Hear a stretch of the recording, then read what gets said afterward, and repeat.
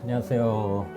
스튜디오가 아니야. 진짜 이렇게 밖에서 촬영한 거는 예전에 이제 조 기자님하고 같이 주라기 벌레랑 이제 콜라보 할 때 이후로 처음인 것 같은데, 앞으로 좀 자주 좀 밖으로 좀 내보내주세요. 스튜디오에 갇혀가지고 촬영을 하고 있으니까 좀 나가고 싶습니다. 저도 자주 좀 내보내주세요. 감사합니다. 어우.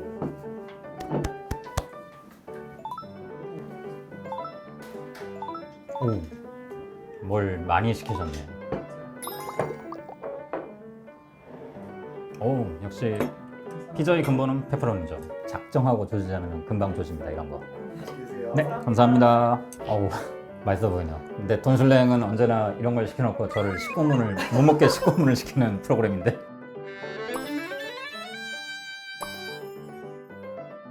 오늘은 드셔도 될 것 같아요. 드시면서 저희가 편하게 얘기를 좀 해보려고, 저희가 그래서 좀 주제를 미리 정해봤잖아요. 현대인이라면 해봤을 만한 이제 음식과 관련된 행위가 뭐가 있을까 좀 생각을 해보다가 바비님만의 맛집을 찾는 방법에 대해서 얘기를 좀 해보면 어떨까. 아, 맛집? 맛집이라는 게 사실 이제는 현대인들의 필수 활동이 된 것 같다라는 생각도 들거든요. 그쵸. 이제는 사람들이 뭐 어딜 가든 간에 맛집에 대한 검색은 뭐 상시적이 됐잖아요. 여행도 그렇고 하다못해 회사에서도 이제 뭐 점심 때 뭐 먹을까, 저녁 때 뭐 먹을까, 그것 때문에 맛집 앱을 이제 돌려보기도 하고 지도 앱으로 뒤져보기도 하고 또 인스타나 그런 데서 막 추천해주는 그런 맛집도 있으니까요. 그런 걸 찾아가는 게 어떻게 보면 하나의 현대인이면 다 하는 그런 활동? 그냥 그런 게 된 것 같은 거예요. 맛집 많이 아시죠? 옛날에는 많이 알았다고 할 수 있을 것 같았는데 지금은 솔직히 말하면은 잘 몰라요. 왜냐면은 옛날에는 정말 시간이 좀 많이 남아가지고 지금은 그때 알았다는 집 중에 없어진 듯도 많은 것 같고요. 그 다음에 업데이트가 전혀 안 돼 있으니까 지금은 오히려 지금 이거 보시는 분들이 맛집을 더 많이 잘 아실 것 같다는 생각이 드네요. 근데 이건 먹어도 되죠? 그러면 일단 시작을 해보겠습니다. 요즘 막 별점도 많고 캐치 테이블 이런 것도 많아가지고 저희 맛집을 많이 알게 되긴 했는데, 오히려 그러니까 나한테 맞는 맛집은 좀 더 찾기 어려워진 그런 기분이 좀 들기도 하고. 이게 딜레마인 것 같아요. 사람들이 맛집을 이제 찾기가 쉬워졌으니까 선택지가 너무 많으면요, 선택을 못 내려요. 근데 지금은 너무 많잖아요. 일단 사람들이 맛집을 찾는 가장 기본적인 지표가 별점이잖아요. 근데 여기서부터 문제가 생겨요. 별점들이 대부분 다 상향 평준해가지고 다 비슷하단 말이에요. 4.8점이 나온가 4.7점이 나온가. 보통은 별점이 높은 곳을 당연히 선호할 수밖에 없죠. 그만큼 많은 사람들이 검증했다는 곳이니까. 근데 이거는 다르게 얘기하면은 불호가 없다는 뜻도 되거든요. 근데 불호가 없다는 게 나에게 좋은 것인가? 오히려 뭐 3.3점 되는 데서 3.5점, 4.8보다는 3.8이 더 나을 수도 있거든요, 나한테. 별점에 대해서 잘 해석하는 게 굉장히 중요한 것 같아요. 실패하지 않을 수는 있을 거예요. 근데 그게 최고의 맛집은, 나한테 정말 잘 맞는 맛집은 아닐 수 있다는 거죠. 보면은 뭐 그렇잖아요. 뭐 예를 들어 이제 배달 음식점 같은 경우만 하더라도 별점을 이제 주면은 리뷰 서비스라 하면은 뭐 서비스 더 주고 뭐 그런 식으로 있잖아요. 그럼 이게 사실 평점이 어떻게 보면은 오염된다라고 생각할 수도 있는 것 같고요. 그냥 개인적 감상에 있어서 맛이 아니라 그런 감상에 있어서 기분 나쁘다, 그런 거로 1점씩 주는 경우 있잖아요. 지표가 왜곡될 수 있는 거예요. 그럼 그게 음식을 정확하게 반영하지 못한다는 거죠. 그러면 어떤 리뷰를 보면 좀 이 식당은 궁금하다, 가보고 싶다 이런 마음이 드세요?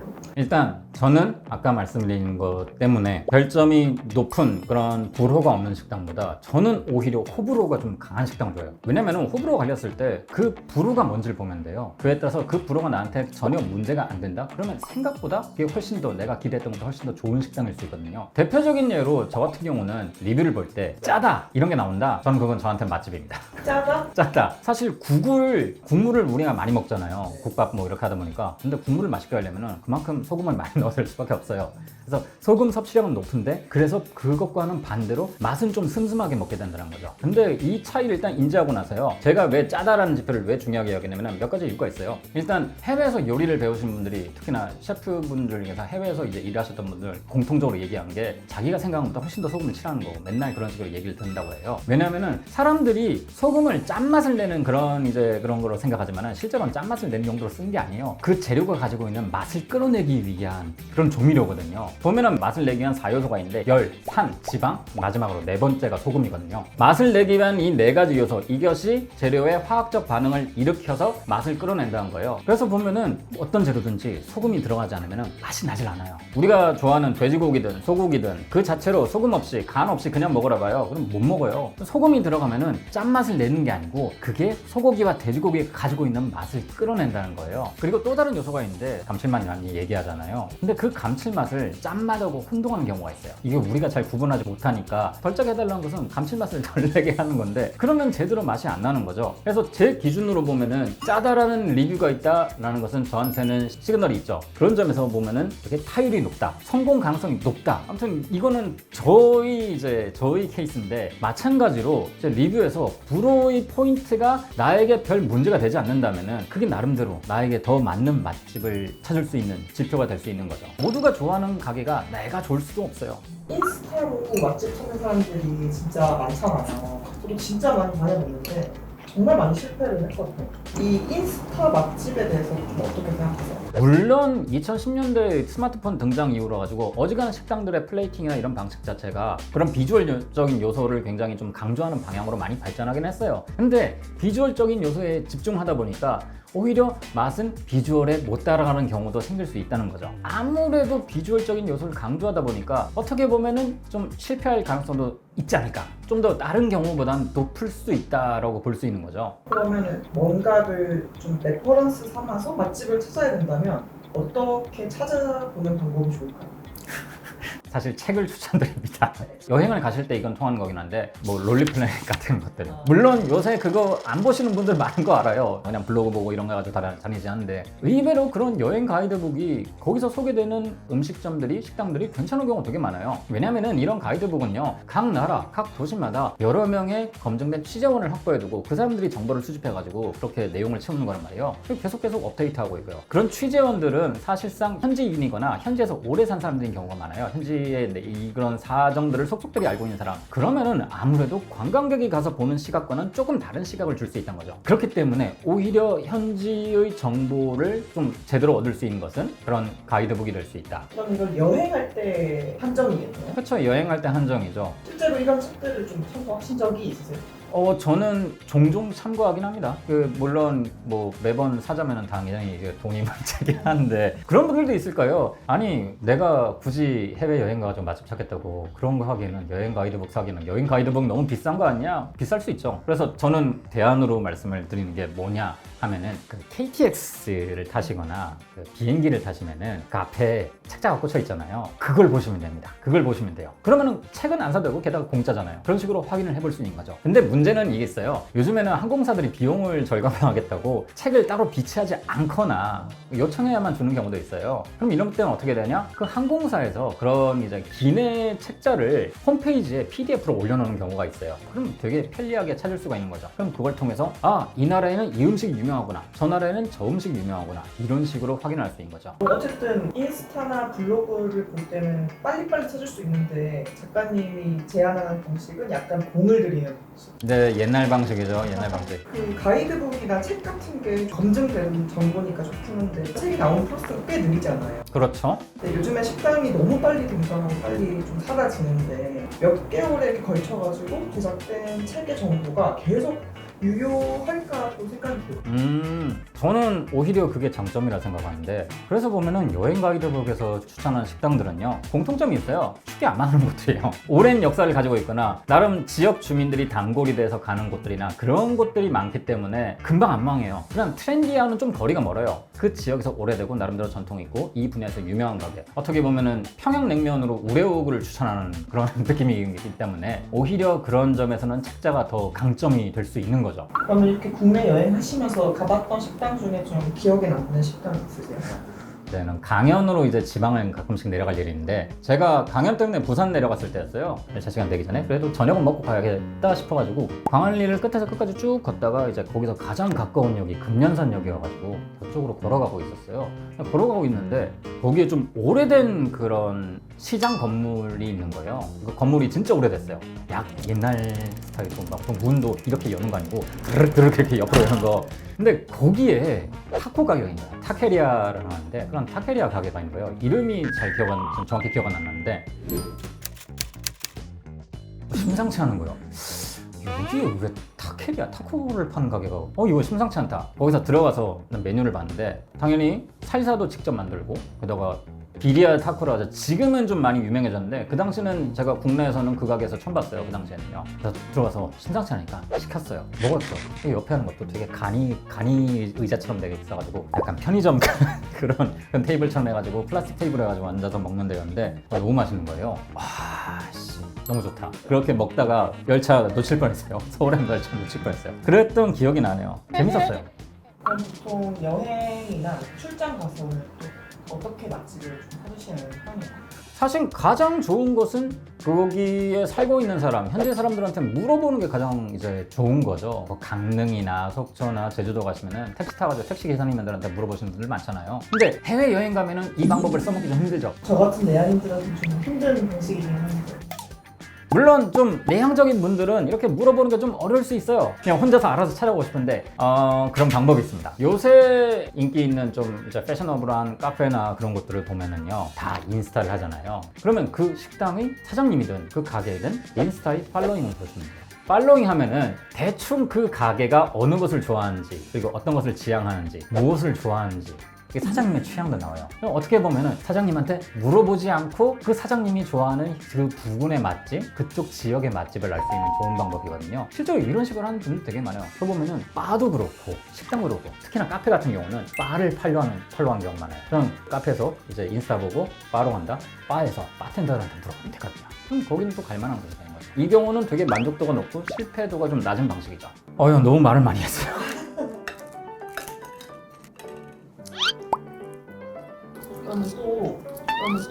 그럼 해외여행 가서 좀 써먹을 만한 맛집 찾는 방법 이런 것도 있을까요? 제가 좋아하는 것 중에 하나가 요새는 뭐 그런 여행 상품 파는 이제 인터넷 사이트를 예를 들면 게듀얼 가이드라든가 그런 거 같은 거 보면은 유명 관광지 사람들 많이 가는 그런 도시나 그런 곳에는 항상 음식 투어가 있어요. 사람들 모아가지고 현지에 그런 사람들이 많이 가는 식당이나 그 로컬에서 유명한 음식을 먹어보는 그런 투어예요. 보통 이제 구시가지를 걸어보면서 그런 식당들을 이제 찾아가는 거죠. 여러 명이서 가는 거기 때문에 여러 가지 메뉴를 먹게 되거든요. 뭐 보통 여행 가시면 그 대규모로 가시지 않기 때문에 그러면은 아무래도 한 번에 먹을 수 있는 메뉴가 제한되어 있잖아요. 근데 그렇게 여러 명이 가면은 여러 가지 메뉴를 먹어볼 수 있어요. 그리고 현지의 음식이기 때문에 어떻게 보면 스트리트 푸드도 많이 있고 그러면 그 나라에서 그 음식을 체험하기 되게 좋은 거죠. 제가 옛날에 방콕에 갔었을 때 그런 식의 한번 해본 적이 있었어요. 방콕이 아시다시피 스트리트 푸드의 천국이거든요. 그리고 음식점에 가더라도 워낙에 다양한 메뉴들이 있다 보니까 그 중에 뭘 먹어야 될지 모르겠는 거죠. 근데 그런 투어를 가면은 다 먹어볼 수 있거든요. 내가 혼자 갔었으면은 내가 과연 물어봤을까? 내가 이걸 먹었을까? 안 먹었을까? 같은 것까지 먹게 된다는 거죠. 다른 나라로 여행을 갔을 때 맛집이나 그런 걸 물어보기 되게 용이한 부분이 있고요. 그 다음에 또 좋은 거 가이드 끝날 쯤에 그 가이드 하신 분한테 물어보시면 돼요. 어딜 가면 괜찮겠냐? 물어보면 돼요. 너무 말을 많이 했어요. 다시 국내 얘기로 좀 돌아오면 요즘 조금만 맛있다 그러면 다 줄 서서 먹잖아요. 그런 줄 서서 가는 맛집을 다니세요? 저는 웬만하면 줄 서는 맛집은 기피합니다. 물론 줄 조금 서는 거는 가긴 해요. 어딜 가든 간에 이제 저한테는 가장 중요한 게 시간이 됐거든요. 줄 서는 시간이 길어지면 길어질수록 사실 그 음식에 대한 내 기대치가 너무 높아진단 말이에요. 그럼 대부분 다 줄 오래 서가지고 먹는 것들 후기 보면 그래요. 이렇게까지 줄 서서 먹을 음식은 아닌 것 같다. 당연하죠. 막 먹었는데 막 컬처 쇼크 나오고 막 이제 그런 식당은 거의 보기 드물단 말이에요. 그렇기 때문에 이게 정말 제대로 음식을 평가하기 위해서는 내가 가지고 있는 기대치를 좀 낮출 필요가 있어요. 근데 사실 줄 서는 거나 인스타나 이런 후기들 별점을 보는 게 누구한테는 맛집을 찾을 때 가장 중요한 요소거든요. 근데 바비님은 그게 아니라고 하니 바비님이 생각하실 때 맛집을 찾을 때 가장 좀 중요하게 생각하시는 게 뭔지 궁금해요. 일단 1차적으로 그렇게 리뷰나 평점을 보고 이제 찾아가는 방법이 있을 수 있죠. 근데 가끔씩은 저는 이거 한번 제안 드리고 싶은 게 한 번은 내 감을 믿고 한번 도전해봐라. 왜냐면은 특히나 이제 계획형이신 분들은 그 제의라 하나요? 그런 성향분들은 여기 한번 기겁을 하실 수 있을 텐데 저는 한번 이렇게 무계획적으로 한번 내 감을 믿고 돌아다니면서 한번 도전해보는 것도 괜찮은 것 같아요. 보통 이때까지 많은 음식을 먹어보고 많은 식당 가보셨고 하실 거 아니에요. 그러면은 나름대로의 자신만의 빅데이터가 쌓여 있어요. 여기 왠지 좀 끌리는데 간판만 봐도 여기는 뭔가 좀 심상치 않을 것 같다. 약간 그런 느낌이 드는 가게들이 있어요. 제가 앞에서 말씀드렸던 그런 타케리아 가게처럼. 그러면은 거기를 가보면 돼요. 큰 기대치가 어떻게 보면 크지 않기 때문에 그거야말로 내가 그 음식을 편견 없이 바라볼 수 있는 게 아닌가라고 저는 생각을 하거든요. 그리고 더 중요한 것은 그런 의외성이 또 하나의 즐거움이 될 수 있거든요. 뭔가 이거 확실하게 지표가 있다기보다는 누구나 길을 걷다 보면은 여기 좀 궁금한데? 라는 그런 느낌이 드는 가게 있잖아요. 사람들 줄 많이 서가지고 그런 거 말고 그냥 사람들 그렇게 많지 않은데도 불구하고 이유가 있는 게 아니라 그냥 내 감각이 먼저 네. 싶다라는 생각이 드는. 네. 그동안 쌓은 나의 빅데이터가 이 집을 가라고 가르치고 있다. 약간 이런 느낌인 거죠. 약간 모호해서 쉽지 않을 것 같은데. 쉽지는 않죠. 그리고 이렇게 하면은 아무래도 뭐 내 감을 믿고 하는 거니까 실패할 수도 있어요. 실패할 수 있는데 뭐 어떻습니까? 세상 모든 일을 성공만 하고 살 수는 없어요. 그리고 그런 실패도 하다 보면은 이렇게는 하지 말아야지 이게 되어가지고 오히려 나중에 더 좋은 맛집, 나한테 맞는 맛집을 찾는데 도움이 될 수 있거든요. 그리고 이 방법은 사실 번화가보다 골목 속의 가게를 찾는데 굉장히 큰 도움이 되죠. 한 골목 두 골목 들어오면 개인이 하는 그런 되게 좋은 맛있는 특색 있는 그런 식당들을 찾을 수 있잖아요. 어떻게 보면 이게 그런 점에서 도움이 될 수 있는 거죠. 좀 더 안쪽 골목에서 찾는 재미, 새로운 것을 뒤져보는 재미.